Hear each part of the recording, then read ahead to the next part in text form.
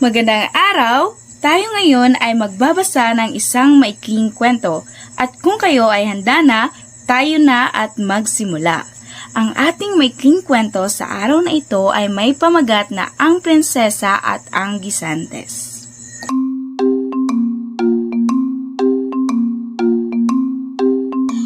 Noong unang panahon sa malayong kaharian ay may naninirahang hari at reyna. Sila ay may bugtong na anak.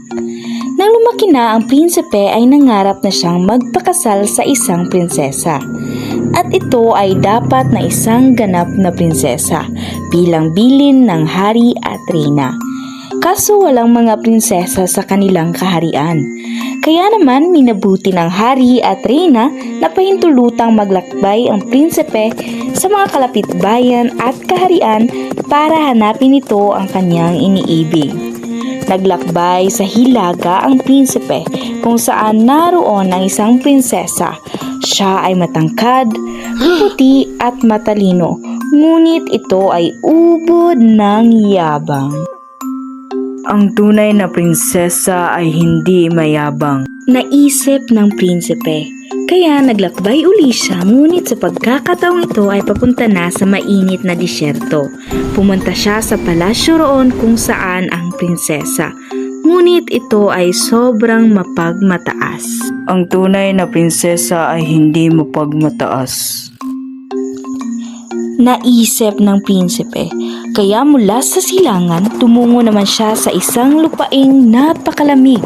Doon nakita niya ang isang prinsesa na nagtataglay ng kaakit-akit ng ngiti at boses.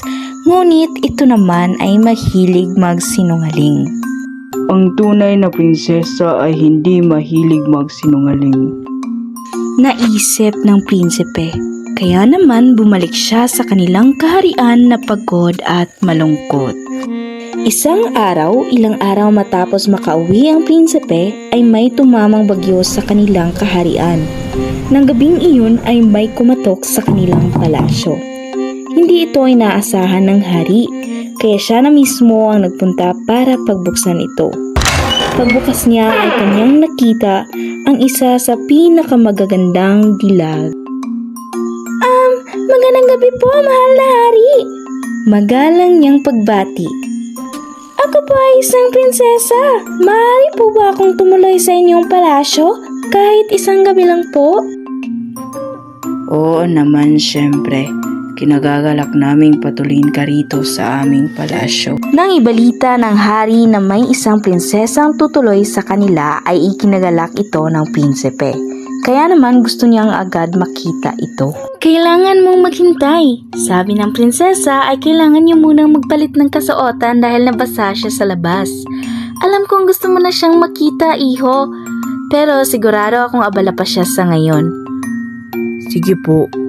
Pero naisip ko lang, paano nga ba tayo makasisiguro na siya ay isang tunay na prinsesa? Aha! Mayroon akong naisip. Ipaibaya mo na ito sa akin, anak ko. Maya-maya pa ay dumating na ang prinsesa. Suot ang pinahiram ng reyna. Ang kanyang buhok ay itim at makintab. Mapula ang mga pisngi at ang kanyang mga mata ay nagniningning na parang kanyang ngiti. Naupo ang prinsesa at sila ay nagkwentuhan ng prinsipe ng ilang mga oras. Napahanga niya ang prinsipe.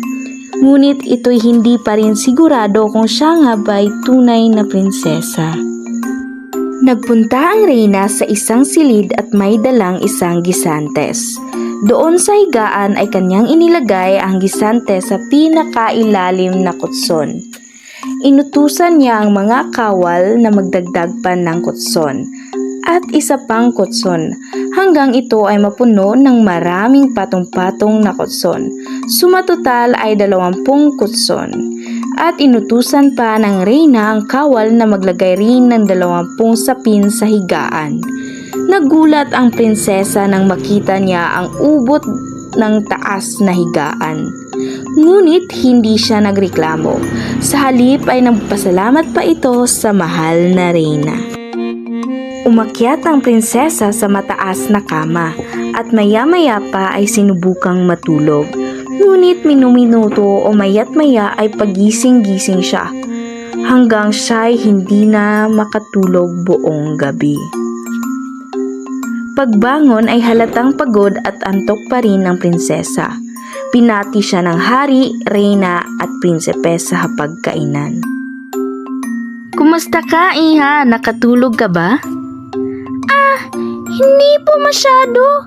Sa totoo lang po merong parang maliit na matigas na bagay sa higaan at kahit anong ikot ko ay nararamdaman ko pa rin ito. Hindi ko nga po maintindihan kung bakit parang may sumasagi sa aking likod. Humihingi ako ng paumanhin sa naranasan mo kagabi, Iha.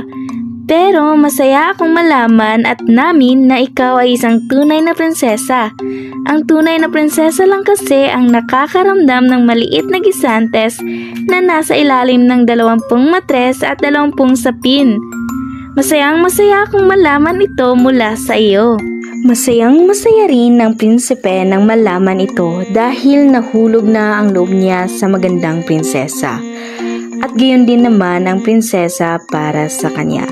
Kaya sila ay nagpakasal. Ngunit anong nangyari sa gisantes? Ito ay nilagay sa malinis at ligtas na lagayan. Ito ay nasa museo magpasa hanggang ngayon. At ayun, sa pagtatapos ng ating maikling kwento, mayroon tayong aral na nakuha. Ito ay ang huwag nating husgahan o sukatin ng isang tao sa panlabas na anyo lamang dahil ang tunay na pagkatao ay nasa asal at pagiging totoo. Ayun lang, maraming salamat!